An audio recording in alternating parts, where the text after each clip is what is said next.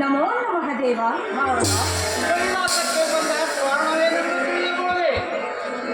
ಭೂಲೋಕದ ಮನುಷ್ಯ ಜೀವರಾಶಿಗಳನ್ನು ಅಕ್ಷರವೇ ನಾರಾಯಣ ನಾರಾಯಣ. ಹೇ ಕೈಲಾಸವಾಸಿಯಾದ ಶಂಕರನೇ, ನಾನು ಬಂದ ಕಾರಣ ಹೇಳುತ್ತೇನೆ. ದೇವ, ನಾನು ಭೂಲೋಕವೆಲ್ಲವನ್ನು ಸಂಚಾರ ಮಾಡುತ್ತಿರುವಾಗ ಅಲ್ಲಿಯ ಸ್ಥಿತಿಗತಿಯನ್ನು ಪ್ರತ್ಯಕ್ಷವಾಗಿ ಕಂಡ ನನ್ನ ಮನಸ್ಸಿಗೆ ಅಸಮಾಧಾನವಾಯಿತು ದೇವ. ನಾರದ, ಅದೇನೆಂದು ತಿಳಿಸಬಾರದೆ? ನಾರಾಯಣ ನಾರಾಯಣ. ಹೇ ತಾಯಿ, ಅದೇನೆಂದು ಹೇಳಲಿ? ಭೂಲೋಕದ ಸ್ಥಿತಿಗತಿಯನ್ನ ಕಂಡ ನನಗೆ ಮಾತುಗಳಿಲ್ಲ. ನಾರದ, ನೀನು ಹೇಳಿದರೆ ತಾನೇ ನಮಗೆ ತಿಳಿಯುವುದು. ಅದೇನೆಂದು ತಿಳಿಸುವಂತವನಾಗು. ನಾರಾಯಣ ನಾರಾಯಣ. ಇದೇಕೆ ದೇವ ಹೀಗೆ ಹೇಳುತ್ತೀರಿ? ಭೂಮಂಡಲವನ್ನೆಲ್ಲ ಸೃಷ್ಟಿಸಿರತಕ್ಕಂಥ ಸೃಷ್ಟಿಗೊಡೆಯರನು ನಿಮಗೆ ತಿಳಿಯದ ವಿಷಯವು ಯಾವುದಿದೆ ದೇವ? ಅದು ನಿಜವಾದ ಸಂಗತಿ. ಆದರೆ ಅದನ್ನು ಪ್ರತ್ಯಕ್ಷವಾಗಿ ನೋಡಿದವನು ನೀನಲ್ಲವೇ? ಅದಕ್ಕೆ ಕೇಳುತ್ತಿದ್ದೇನೆ ನಾರದ. ನಾರಾಯಣ ನಾರಾಯಣ. ಆಗಲಿ ದೇವ, ಹೇಳುತ್ತೇನೆ.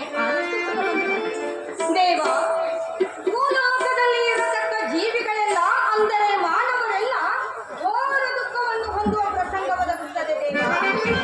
ನಾರದ, ಕಾರಣವೇನೆಂದು ಕೇಳಬಹುದೇ? ನಾರಾಯಣ ನಾರಾಯಣ. ದೇವ, 74 ಲಕ್ಷ ಜೀವರಾಶಿಗಳಲ್ಲಿ ಮಾನವ ಜನ್ಮವೇ ಶ್ರೇಷ್ಠವೆಂದು ಶಾಸ್ತ್ರಗಳು ಪುರಾಣಗಳು ಹೇಳುತ್ತವೆ ದೇವ. ಅಂದರೆ ಉದ್ಭಿಜ 21 ಲಕ್ಷ, ಅಂಡಜ 21 ಲಕ್ಷ, ಶ್ವೇತಜ 21 ಲಕ್ಷ, ಜರಾಯುಜ 21 ಲಕ್ಷವೆಂದು. ಇದೆಲ್ಲದರಲ್ಲಿಯೂ ಮನುಷ್ಯ ಜನ್ಮವೇ ಶ್ರೇಷ್ಠವೆಂದು ಹೇಳಿಸಿಕೊಳ್ಳುವ ಮಾನವನು ತನ್ನ ನಿಜವಾದ ಸ್ವಸ್ವರೂಪದ ಜ್ಞಾನವನ್ನು ತಿಳಿದುಕೊಳ್ಳದೆ ಅಧರ್ಮದಿಂದ ಮತ್ತು ಅಜ್ಞಾನದಿಂದ ಕೂಡಿಕೊಂಡು ಭೂಲೋಕದಲ್ಲಿ ಕೇವಲ ಪಾಪಕರ್ಮಗಳನ್ನೇ ಮಾಡುತ್ತಿದ್ದಾನೆ. ಅಂಥ ಭೂಲೋಕದಲ್ಲಿ ಪಾಪಕರ್ಮಗಳನ್ನು ಮಾಡುತ್ತಿದ್ದರೆ ಮಾನವರಿಗೆ ಸುಖ, ಶಾಂತಿ, ನೆಮ್ಮದಿ ಹೇಗೆ ಸಿಗುವುದು ಅಲ್ಲವೇ ದೇವ? ಹೌದು ನಾರದ, ನೀವು ಹೇಳುವ ಮಾತು ನಿಜಕ್ಕೂ ಸತ್ಯವಾಗಿರುವುದು. ಆದರೆ ಪಾಪದಲ್ಲಿ ಮೈಮರೆತು ಧರ್ಮವನ್ನು ನಾಶ ಮಾಡುತ್ತಿರುವ ಭೂಲೋಕದ ಮಾನವರಿಗೆ ಯಾವ ರೀತಿಯಾಗಿ ಧರ್ಮದ ಕಾರ್ಯಗಳನ್ನು ಮಾಡಿಸಬಹುದು ತಿಳಿಸುವುದಾದರೆ ಹೇಗೆ? ನಾರಾಯಣ ನಾರಾಯಣ. ಇದೇಕೆ ದೇವ ಹೀಗೆ ಹೇಳುತ್ತೀರಿ? ಭೂಮಂಡಲಕ್ಕೆ ಒಡೆಯರಾದ ಮಗೇಕೆ ಈ ರೀತಿಯ ಸಂಶಯ? ಒಂದೇ ಕ್ಷಣದಲ್ಲಿ ನೀವು ಅವರ ಅಜ್ಞಾನದ ಪಾಪ ಕಾರ್ಯಗಳನ್ನು ಇಲ್ಲ ನಾರದ, ಭೂಲೋಕದ ಮಾನವರ ಅಜ್ಞಾನಗಳ ಶಕ್ತಿ ನನ್ನಲ್ಲಿರುವುದಿಲ್ಲ.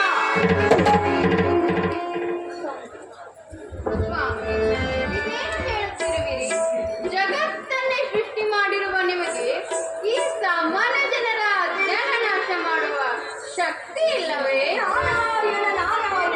ಮಹಾದೇವ, ನಿಮ್ಮ ಮುಖದಿಂದ ಇಂತಹ ನುಡಿಗಳೇ ದೇವ?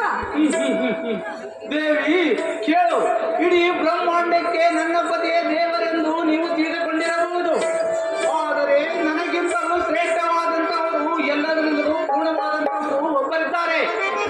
ಅವರಿಂದಲೇ ಭೂಲೋಕದಲ್ಲಿರುವ ಮಾನವರು ಶಾಸ್ತ್ರ, ಪುರಾಣ, ದೇವರು, ಭಕ್ತಿ, ಸೇವೆ ಮುಂತಾದ ಧರ್ಮದ ಕಾರ್ಯಗಳನ್ನು ಪಾಲ್ಗೊಂಡು ತಮ್ಮ ಅಂತಃಕರಣವನ್ನು ಪರಿಶುದ್ಧ ಮಾಡಿಕೊಂಡು ಶ್ರೇಷ್ಠವಾದ ಜ್ಞಾನವನ್ನು ಪಡೆದು ಶ್ರೇಷ್ಠ ಜ್ಞಾನದಿಂದ ಮೋಕ್ಷವನ್ನು ಸಂಪಾದಿಸಿ ಕೊನೆಗೂ ನನಗೆ ಶರಣಾರ್ಥರಾಗಿ ಬಂದು ಪರಮಾತ್ಮನ ಸ್ವರೂಪರೇ ಆಗುತ್ತಾರೆ. ತಿಳಿಯುತ್ತೆ? ನಾರಾಯಣ ನಾರಾಯಣ. ಹೇ ಭಗವಂತ, ಹಾಗಾದರೆ ಅವರು ಯಾರೆಂಬುದನ್ನು ಬೇಗನೆ ತಿಳಿಸುವಂತಹ ದೇವ. ನಿಮಗಿಂತಲೂ ದೊಡ್ಡವರೆಂದರೆ ಯಾರು? ಬೇಗನೆ ತಿಳಿಸುವಂತವರಾಗಿ ಸ್ವಾಮಿ. ಅವರು ಯಾರೆಂಬುದನ್ನು ಹೇಳ್ತೇನೆ ಕೇಳಿರಿ. ಗುರುವೇ ಬ್ರಹ್ಮನು, ಗುರುವೇ ವಿಷ್ಣು, ಗುರುವೇ ಮಹೇಶ್ವರನು, ಗುರುವೇ ಸಾಕ್ಷಾತ್ ಪರ ಬ್ರಹ್ಮನು, ಅಖಿಲಾಂಡ ಕೋಟಿ ಬ್ರಹ್ಮಾಂಡ ನಾಯಕನು. ಅಷ್ಟೇ ಅಲ್ಲ, ನನಗಿಂತಲೂ ಶ್ರೇಷ್ಠವಾದಂಥವರು ನರರೂಪದ ಭೂಮಿಯಲ್ಲಿ ಧರಿಸಿ ಜಗತ್ತಿನ ಅಜ್ಞಾನಿ ಜನರಿಗೆ ಜ್ಞಾನವನ್ನು ಕೊಡುವ, ಮೋಮೋಕ್ಷಗಳಿಗೆ ಮೋಕ್ಷವನ್ನು ಕೊಡುವ, ದುಃಖದಲ್ಲಿರುವ ಜೀವರಾಶಿಗಳಿಗೆ ಸುಖವನ್ನು ಕೊಡುವ ಶ್ರೇಷ್ಠವಾದ ಸ್ವರೂಪವೇ ಸದ್ಗುರುವಿನ ಸ್ವರೂಪ. ನಾರಾಯಣ ನಾರಾಯಣ. ಹೇ ಭಗವಂತ, ಅಂಥ ಶಕ್ತಿ ಸಾಮರ್ಥ್ಯ ಈ ದೇವಲೋಕದಲ್ಲಿ ಯಾರಿಗಿದೆ?